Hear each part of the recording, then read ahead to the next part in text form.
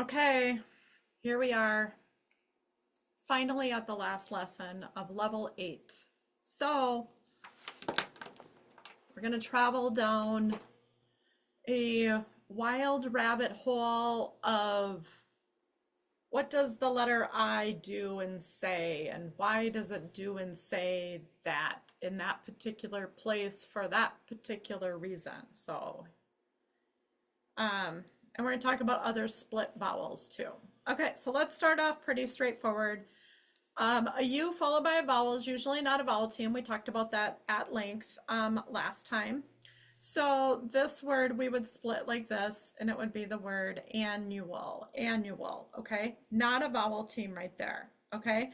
So when two vowels are not a vowel team, meaning two letters that make one sound, you're going to split them apart. So then we take a look at this word, and I would say, is I-O a vowel team? And they would say, no. I-O is not a vowel team, okay?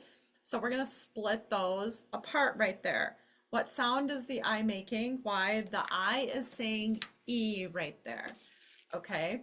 So an I followed by a vowel is usually not a vowel team, okay? So we have the word radio. It's saying E, remember that, because it's going to change in the word lion, okay? Again, an I followed by a vowel, not a vowel team, so we can split these up, but this is the first I in the word, okay? Which means it's accented. And so when it's accented, it will say what you expect it to say, which is I. So the word is lion. So first I in the word, typically accented. That's why the I is saying I right there. This word would be the word by us. You can see that there is a schwa right here. So definitely the accent in the word is in the first syllable, by us. Okay, same thing. We're going to split these vowel teams, riot. We have another schwa right there. So riot. Then we look at the word Elliot. You can spell it with two L's. It won't change what we're doing. Elliot.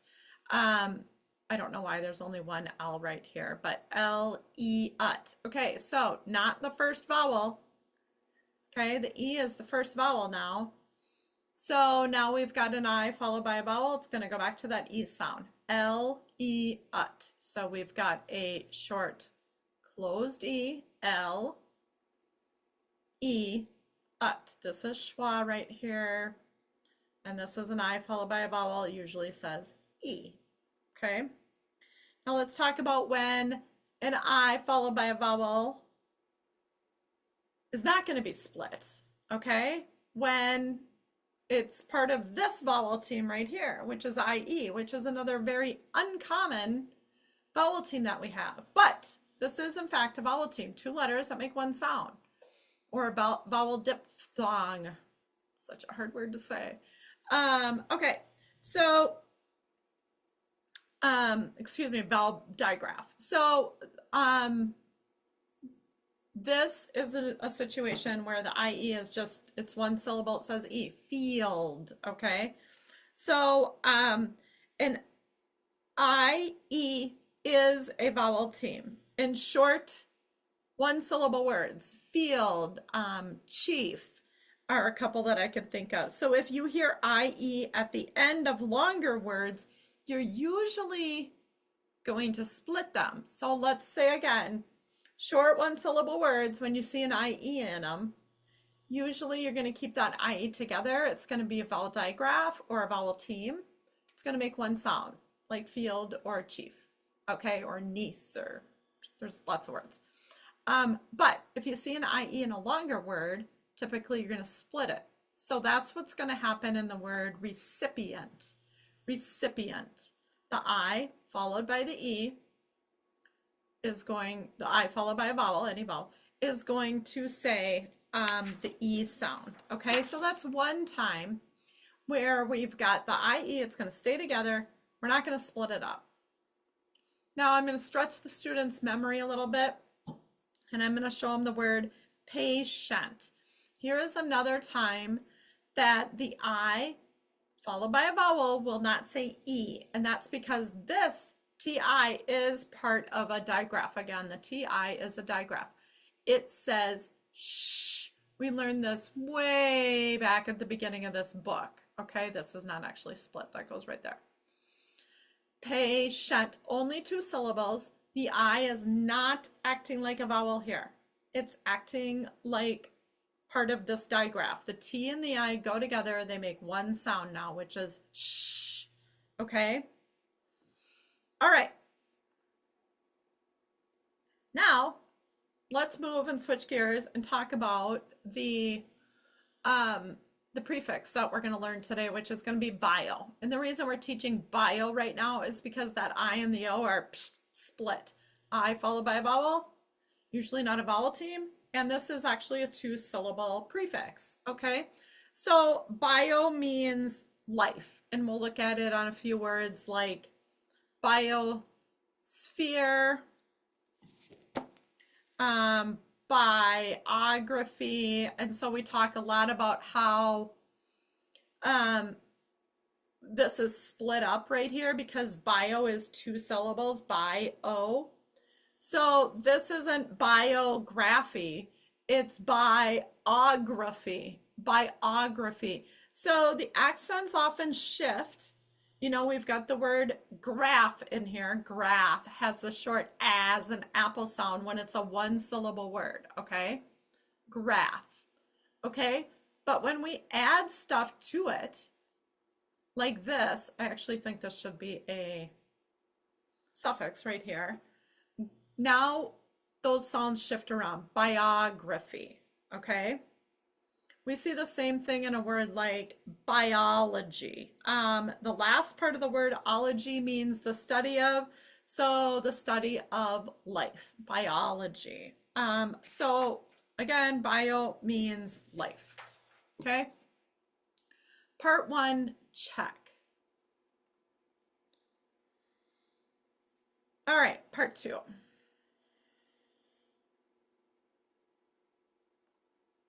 That shouldn't be there. What's going on here? Oh, here we go. It's not switching.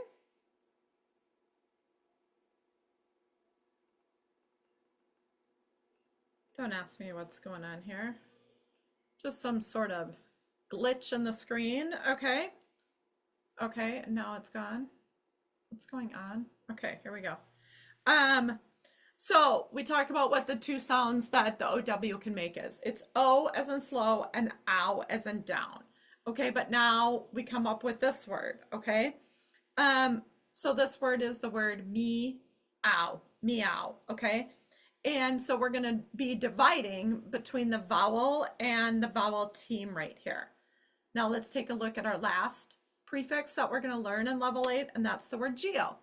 So this is another split vowel team, the E followed by the O, GEO, okay? GEO means earth. So we'll take a look at it in a lot of words like geocentric. What would that mean? Centered, you know, earth-centered. Geothermal, that would mean like a hot springs from the earth, like a geothermal spring, you know, hot, warm, coming from the earth. Geology, again, ology means the study of the earth. So geology, the study of the earth. And in geology, notice that the first O join with the L. We don't say geology. We don't say that, okay? We put these together and we put the geo first and then the ology second, okay?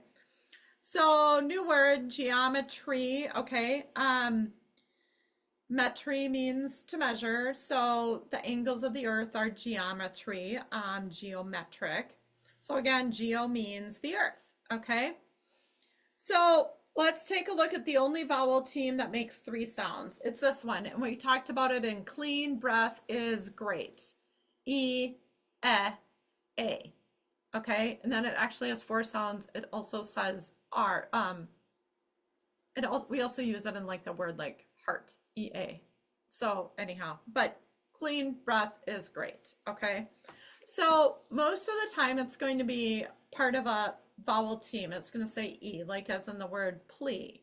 Okay, but sometimes you're going to see it where you've got to split those up. So here's a good example of one where we've got to split it up. All right, so I shouldn't start at the end. That's a bad habit. But you would mark all your vowels here. Idea. Idea. Okay, so 3 syllables in that word. I'm going to show you that again. So now we have this word, and we're going to do the same thing. And we're going to mark this is our vowel R, and then we've got 2 more here. So we're going to split these up, push the N to the back, and pull the A off. So the word is cornea. And then we've got India. That would be split like this. And sometimes you're going to see it in the middle of the word. So let's go back and look at that word again. Korea. And sometimes you'll even see it in the middle of the word. You would always try this word with a vowel team EA first. So I would actually start and say this word as creation. I'd be like, I don't know a word, creation. That doesn't seem like a real word. So then you would try and split it, creation, and that makes a real word. So same with this word. I'm going to try the EA first, and it's going to be meander. Not a word that I know. So I'm going to split those up, and I'm going to put this in, and I'm going to split these up, and the word now is going to be the word meander, meander. Same with the word diet. I would try that. That's a short 1-syllable word. I just told you that the IE will say E there. So deet. Is that the word deet? No, it's not. It's the word die with 1 syllable and et in the other. Diet. Okay. Let's look at a few more. We've got museum. That's what I would try first. I would think this would be saying U as in feud, museum. That's kind of hard to say. The word is museum, museum. Poem. Don't really say poem, although some people say poem. I don't think it's really proper, but you can just go ahead and split it up. Poem, poem. Okay. So, I mean, there's quite a few words that are like this. Just looking at the first page on the words that I would have the client spell, it would be words like client, client, diode, fluent, violet. There's a lot. So there's quite a few words that are going to split like that. All right, let's switch gears. And let's look at fluency drills. Again, you know, we're at the end of the book. There's tricky words in here. So make sure they know what these words are. Make sure they can read them. Make sure they have good vocabulary understanding of them as well. So inconspicuous, and make sure they know that Eugene is a name. I did have to explain euthanasia today.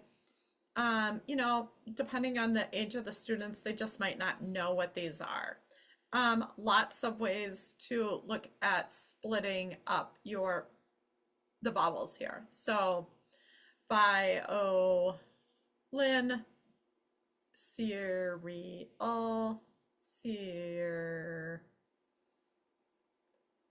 oh, I have the hiccups now. All right. So go ahead and finish those. Make sure you've got, you know, good understanding about the vocabulary in here. Let's take a look at the extra practice pages. These extra practice pages, I'm going to be honest, these are not my favorites. I really take issue with this page. I think it's a good activity. I don't write these, by the way.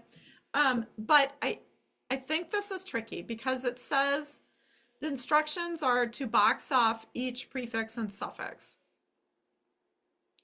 So the prefix is pretty straightforward. Bio and GEO are in here, but like sin is a prefix. I haven't really taught that to them. But on the other hand, I haven't taught them that these words are a lot of Latin roots in here either. And if you take off the suffix on these, you're left with a lot of Latin roots in here. And so it gets a little bit hairy asking the students to write the base word on the blank because some of these don't really have a base word. They have a Latin root, and Latin roots need things around them, a prefix and a suffix, to make them an actual word, for the most part. So, for example, the word electricity, okay? Sure, I could say electric is the base word, okay? And then itty is the suffix. I have already taught the students that ick is a suffix, but I haven't taught them that the Latin root in here is just lect, L-E-C-T, you know, or elect even, okay? So I think these are a little tricky. I would give your student quite a bit of grace in this. Geothermal, the Latin base in this is therm, meaning to heat. If the word suffix wasn't included in the instructions and it just said box off the prefix and then write the base word, I think that would be a little bit easier.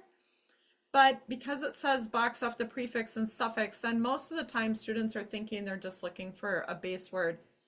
Again, it gets tricky because these are roots. MET, like in geometric, I mean, METR is your actual Latin root right there, meaning to measure. But like METR isn't a word by itself. METER is a word. So I don't know, it gets a little confusing and a little, I'm not quite sure about this one. So if your student just wants to box off the prefixes and suffixes and read the word, I'm totally cool with that. But for the sake of having something written down, I went ahead and did this page for you so you can take a screenshot of it and kind of look through it. I also thought this was hard. This was hard for me to do, but here's the answers. We've got meow and fluent and poem and giant and bias and duo and liar. So those are the ones that make the real word. And then finally for the very end, we're just going to go ahead and make some sentences here. Okay, so that is it for level 8. Your student will be doing some review for it. This was a huge, huge, huge level. I can't, it's so hard to even remember like going back and thinking about teaching the very beginning of level 8 because it's so long ago. And we have learned so many things in between, really gone down the rabbit hole of American English. That being said, your student has earned it being hard. And I say that to them all the time. They've earned it being hard. You don't want it to be too easy, so they need to just plow through this and work towards that fluency and comprehension that all of the tests show that we want. But what we want first is we want accuracy. We want kids who can decode to get to be fluent and accurate readers. So once again, memorizing is not reading, guessing is not reading, decoding is reading, which will lead you to fluency and ultimately comprehension. So that is it for probably the longest lesson that we've done in level 8, and I will see you in level 9 where we will learn all about the influences of foreign language. See ya.